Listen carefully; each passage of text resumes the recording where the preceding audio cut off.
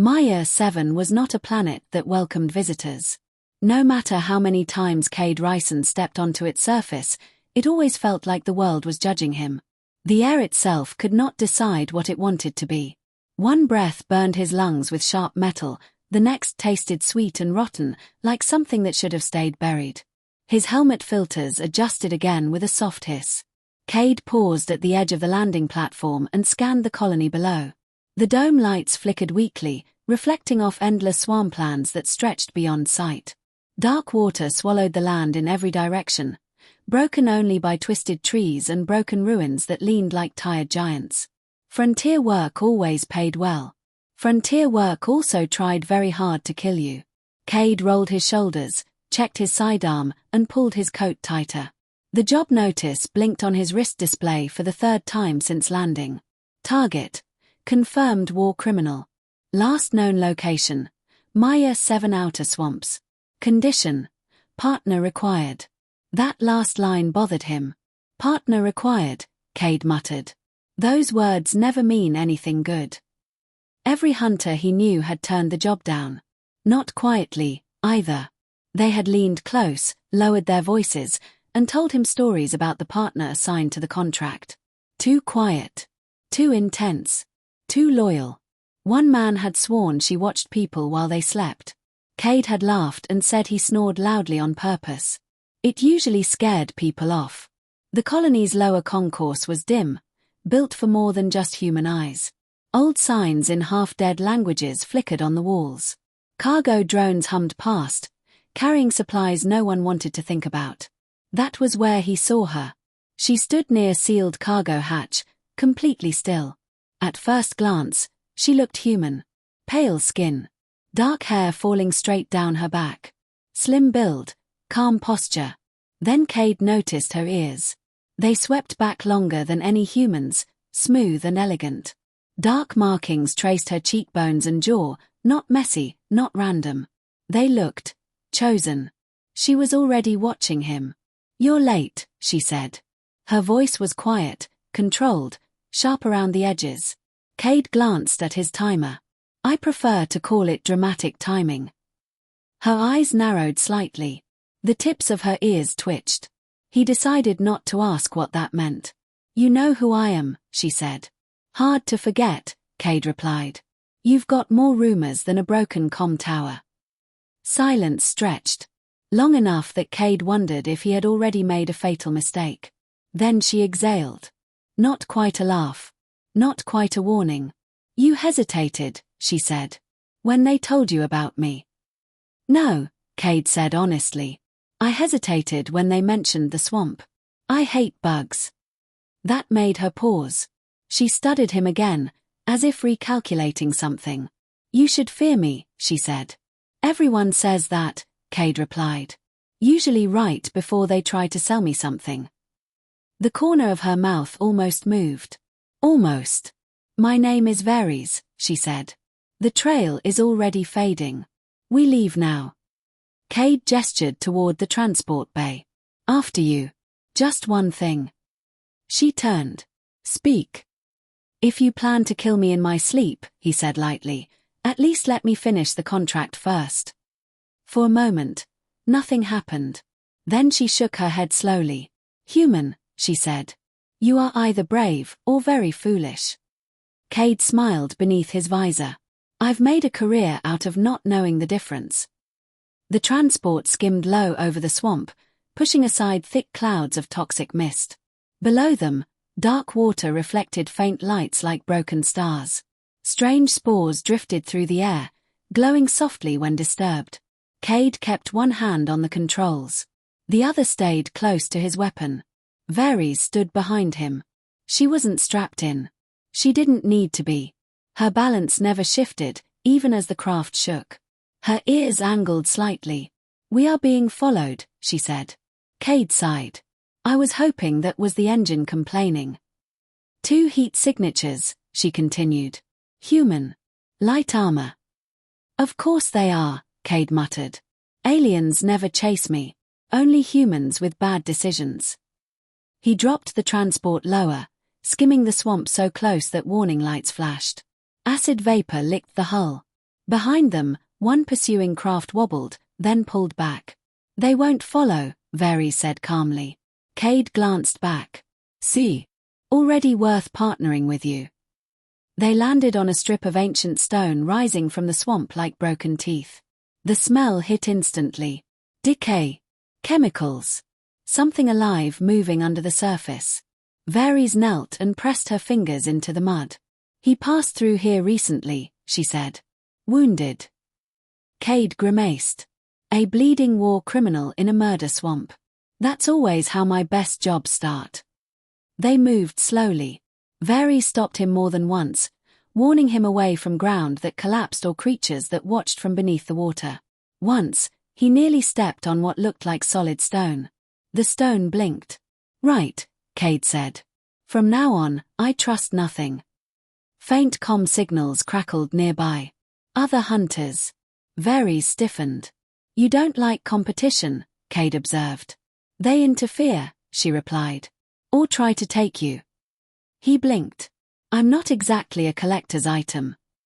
You are mine for this contract, she said. Cade chuckled. You should read the fine print. She did not laugh. Do not joke about this. Okay, Cade said, raising his hand slightly. No jokes. Temporarily. The ruins rose from the swamp as night fell. Massive arches, glowing faintly with ancient symbols. As darkness deepened, the markings on Varys's face shimmered softly in response. They didn't look like scars. They looked like crowns. You know, Cade said, if bounty hunting doesn't work out, you could haunt ruins professionally. She glanced at him. Is that a joke? Mostly. For the first time, she smiled. It was brief. Sharp. Gone too quickly. The ruins tolerated them. That was worse than welcoming them. Deep inside, technology failed. Sensors screamed useless data. Walls hummed like they remembered things better left forgotten. This place hates machines, Cade muttered. It remembers, Varys replied. They found signs of the target, blood, scorch marks, broken panels. Then the ambush came. A hunter dropped from above. Varys moved before Cade could fire. She struck once. The man vanished beneath the water and did not rise. The second hunter hesitated. That was enough. Cade stunned him and exhaled slowly. They would have taken you, Varys said tightly. Cade studied her face. There was no madness there. Only certainty. Well, he said, good thing I'm hard to steal. The inner sanctum waited. Water rippled like liquid metal. Ancient pillars hummed. The air felt alive. The war criminal stood ahead, wounded but smiling. You brought her, he sneered. Still desperate to belong. The room reacted. Energy surged. Water rose. Don't, Cade warned softly. The man laughed.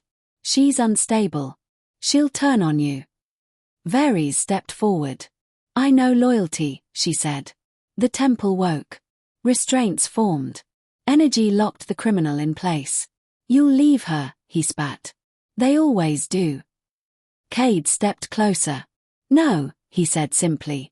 The systems powered down. Silence followed. For the first time, the temple approved.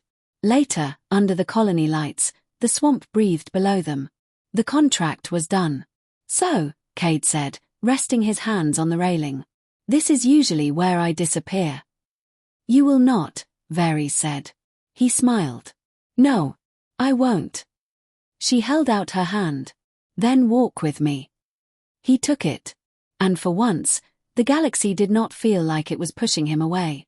The swamp did not forget them. Even as Cade Ryson's transport lifted away from Maya 7's surface, the planet seemed to watch, its endless waters shifting slowly beneath the dome like a living thing that had learned patience. Cade leaned back in the pilot seat, helmet resting against the headrest.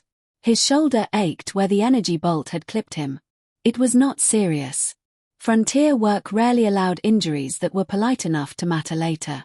Behind him, Varys stood quietly, hands folded behind her back. She had not sat down. She never did unless forced. The captured war criminal lay restrained in the rear containment field, unconscious and breathing shallowly. The contract was complete. That should have been the end of it. You are still tense, Varys said. Cade glanced back at her. That obvious. You are holding the controls like they might escape. He loosened his grip slightly.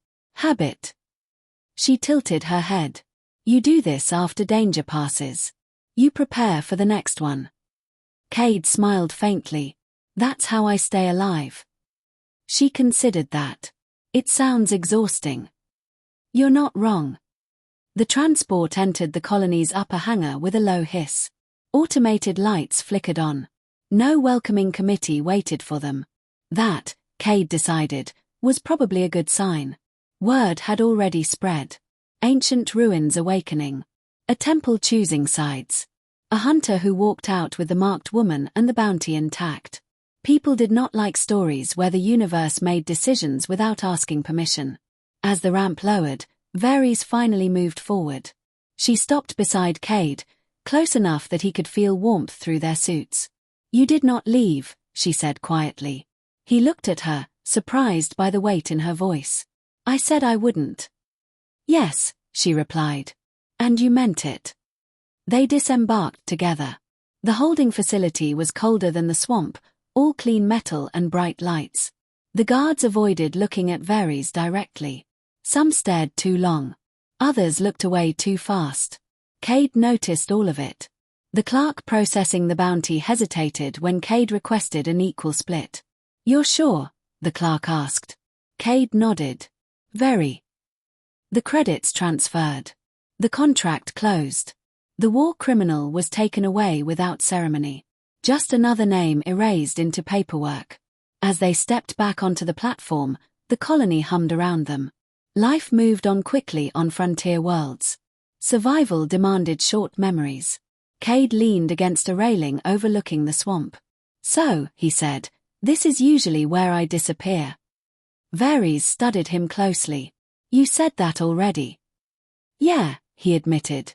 I do that when I don't know what comes next. And now? He exhaled slowly. Now I'm thinking. She waited. She did not rush him. That was new. I don't like how easy it is to leave, he said finally. I've done it too many times. You are afraid of staying, she said. He laughed softly. That obvious? Yes. Silence settled between them. Not awkward. Not empty. The swamp below shifted, glowing faintly where strange creatures moved beneath the surface. My people believed loyalty was something forced, Varys said. Taken. Controlled. Cade listened. I believed that too, she continued. Until today. He glanced at her. Because I stayed. Because you chose, she corrected. You were not bound. You were not afraid of losing power. Cade shrugged. I've lost worse things than power. Her eyes softened slightly. Then walk with me, she said again. Not as contract. Not as obligation. He straightened. As what, then? As choice. That word again. Cade nodded once. All right. They did not leave Maya 7. Not yet. The colony governor did not like that decision. Nor did the hunters who had failed the contract. Nor did the people who had benefited from the temple staying asleep. 3 days after the capture, Cade woke to the sound of alarms. Red lights flashed across the colony dome. Varys was already awake. They are here, she said. Cade grabbed his gear. Hunters. Worse, she replied. Buyers. The colony shook as a heavy transport slammed into the outer docking ring. Not frontier grade. Corporate. Cade swore under his breath. That's never good. The announcement followed moments later. Attention all personnel. Remain indoors. Security operations in progress. Varys's ears flattened. They know about the temple. Of course they do, Cade said. Nothing scares corporations more than ancient tech they don't own. Explosions echoed in the distance. Cade checked his rifle. Looks like staying just got complicated. She met his gaze. You may still leave. He didn't hesitate. No. Something eased in her posture. They moved fast, cutting through lower levels toward the outer swamp access. Smoke drifted through corridors. Security drones lay shattered, sliced cleanly in half. Not hunters, Cade muttered. Professionals. They reached the edge of the dome just as armed teams breached through. Black armor. No insignia. Down! Cade shouted. They dove as energy fire ripped through the space. Varys moved with frightening speed, pulling Cade behind a collapsed support beam. The stone cracked where bolts struck. They want me alive, she said calmly. The temple responds to me. Figures, Cade replied. Everyone wants a key. Nobody asks how it feels to be one. She looked at him sharply. You understand that? More than I'd like, he said. They slipped out through a maintenance breach and into the swamp. The planet welcomed them back with acid rain. The ruins loomed ahead, silent. They will follow, Varys said. Good, Cade replied. I'm tired of running. The temple responded immediately. Lights ignited as they crossed the threshold. Systems hummed. The air shifted. It recognizes you, Cade said. It remembers pain, Varys replied. And choice. The first attackers entered moments later. The temple did not wait. Gravity twisted. Floors tilted. Energy barriers formed. Cade fired when needed. He did not hesitate. He trusted the ruins to guide them. That trust felt dangerous. And right. The attackers advanced anyway. They always did. One reached for Varys. Cade shot him without thinking. She froze. Not in fear. In realization. You protected me, she said. Yeah, Cade replied. That's what staying looks like. The temple surged. Energy rippled outward, knocking the remaining intruders back. The ruins sealed themselves, stone grinding into place. Silence returned. Varys turned to him slowly. You are bound now, she said. Cade blinked. That sounds serious.